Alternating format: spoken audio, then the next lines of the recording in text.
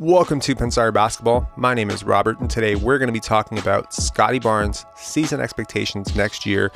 We're going to talk what I think he's going to do. We're going to talk about what Vegas thinks he's going to do. And we're going to talk about what Scottie thinks he's going to do because he dropped a little hint about it tonight.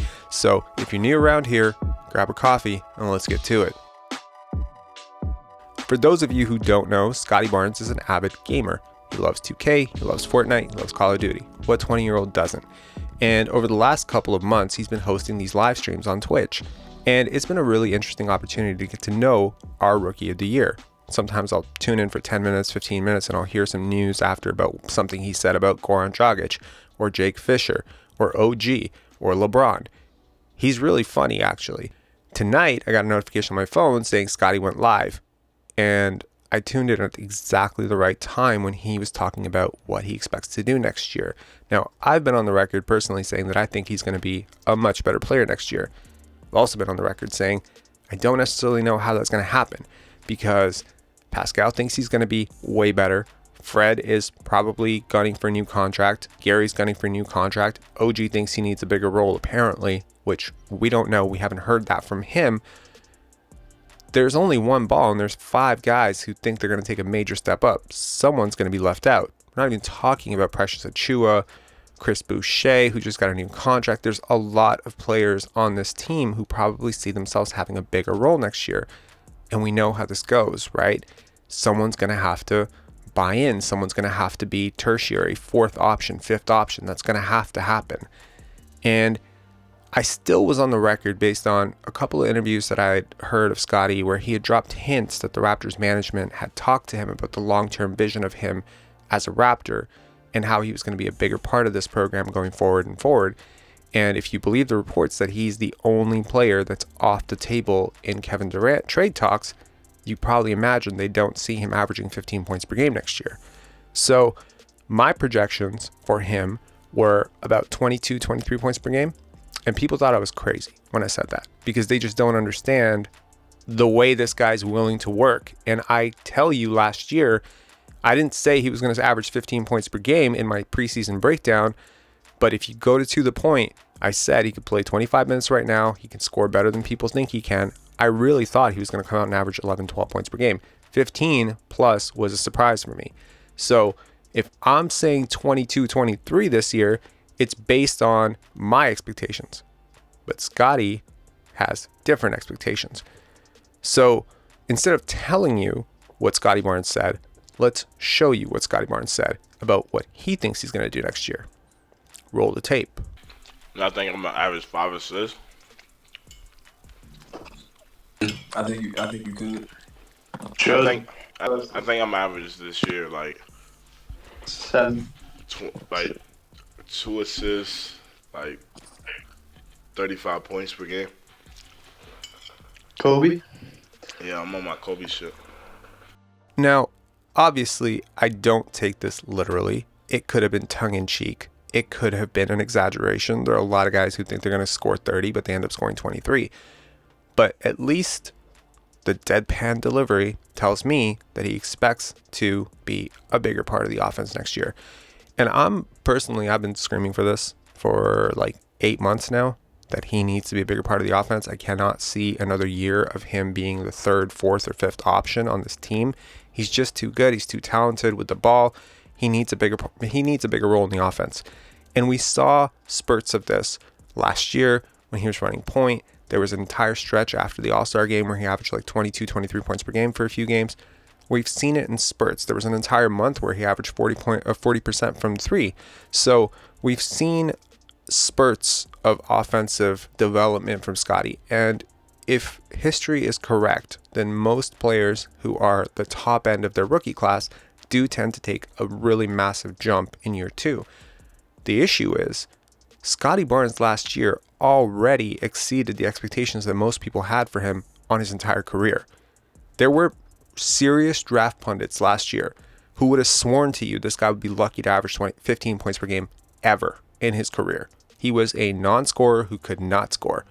And what did he say on his, right at the draft? He wasted 0 time. He said at the draft, I feel like my offensive skills are being slept on. And turns out he was right.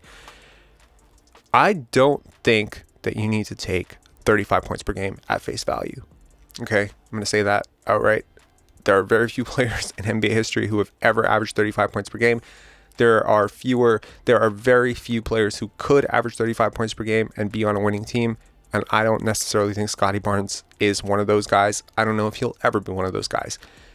But what is worth noting is that I don't think anyone thought Kawhi could ever score 20 points per game when he was a rookie. And Scottie Barnes is a lot further along than Kawhi when he was a rookie. He has offensive talents and physical talents that make him potentially a really good scorer. The handle was a little bit weak last year. The shot was a little bit weak last year. If those two things are fixed and there's buy-in from the Raptors staff, there's no reason he can't score 24, 25 points per game. I know that sounds crazy to a lot of people who are still living in 2018, 2019, in which Scottie Barnes is a non-scorer who can't score, can't shoot, can't whatever. But I think we've seen plenty of evidence at this point that this is a guy who can score. He's a guy who often chose not to score. He's a guy who chose to pass. A lot of times he had a matchup and you're like, God damn it, just score there.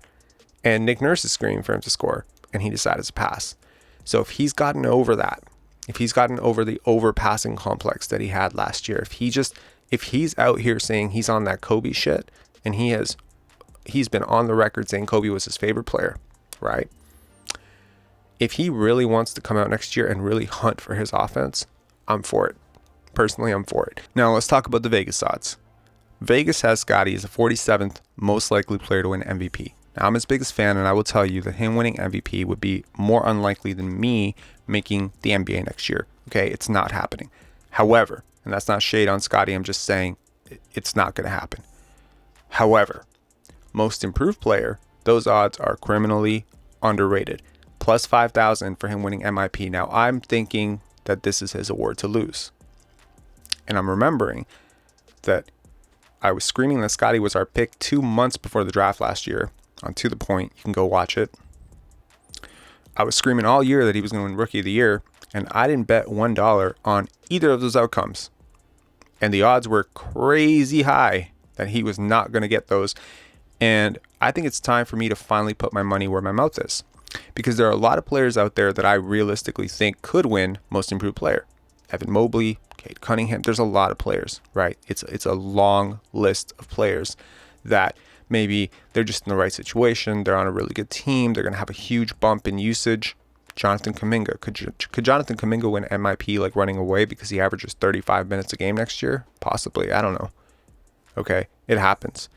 But I think it's a little bit underrated how underused Scottie was last year in the offense. I think being a fourth or fifth option and being a second and first option is a very different thing. And if he realistically comes out and bumps his scoring from like 15 to 23 or 24, most improved player is in the bag. Okay? Because yes, every single year there's a guy who bumps his scoring average from 2 to 10. It's not the same thing as going from 15 to 23. The guy who goes from 15 to 23 is going to win that award every time. So, plus 5,000. Okay. Now, this is not betting advice. Please do not get mad at me next year when you tell me, hey, man, you told me he was going to win MIP and he didn't come close. I'm not telling you to bet. I'm just saying that I think I'm going to bet. And $100 at plus 5,000, I like those odds. So this has been a fun little video to do. Look, I promise this is not going to just become a Scottie propaganda channel any more than it already is. We're going to talk about other players. We're going to talk about Pascal, OG, Gary, Fred. We're going to talk about the depth of this team. We're going to talk about the addition of Otto Porter. There's a lot of stuff we need to talk about on this channel. And you know what? August is always just, what the hell are we doing with this month, right? Can we just move the season up? Can we extend these games out a little bit, right? Just these back-to-backs, just eliminate them. So look, we're going to be talking about a lot of that stuff. We're going to talk about training camp, who's going to make the team, who's not, the end of the bench. There's a lot of content coming out. Hit subscribe, hit like, drop a comment down below. Let us know what you'd like to see us do. And, maybe it's been really cool, really. I mean, just can I speak to you directly?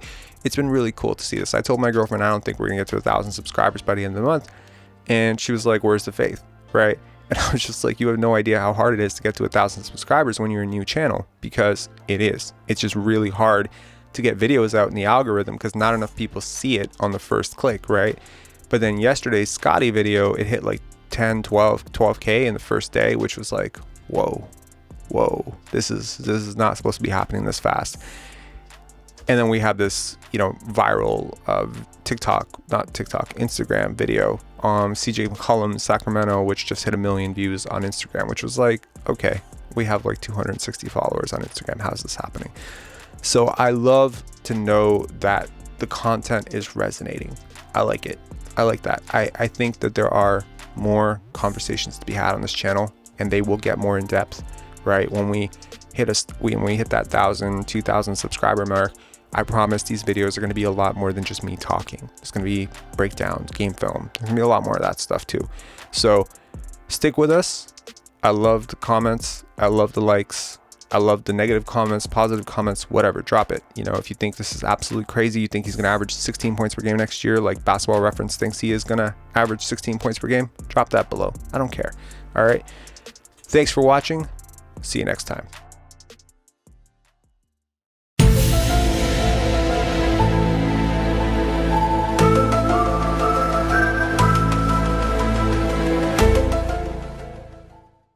Understanding that, okay, if you want to accomplish something, I'm not just going to sit here and say, yes, you can do whatever you want. Yes, you can, but you have to also put in the work to get there. I think that's when the idea of understanding a long-term view became important, because I wasn't going to catch these kids in a week. I wasn't going to catch them in a year, right? So that's when I sat down and said, okay, all right, what do I want to work on first? All right, shooting. All right, let's knock this out. Let's focus on this. Half a year, 6 months, do nothing but shoot. All right, after that, all right, creating your own shot. And you focus. So I started creating a menu of things. And it happened in 2 years. And I wasn't expecting it to happen in 2 years, but it did, because what I had to do was work on the basics and the fundamentals, while they relied on their athleticism and their natural ability. No, just keep putting a foot on their neck. I already told my knee, bro. It's time to keep going.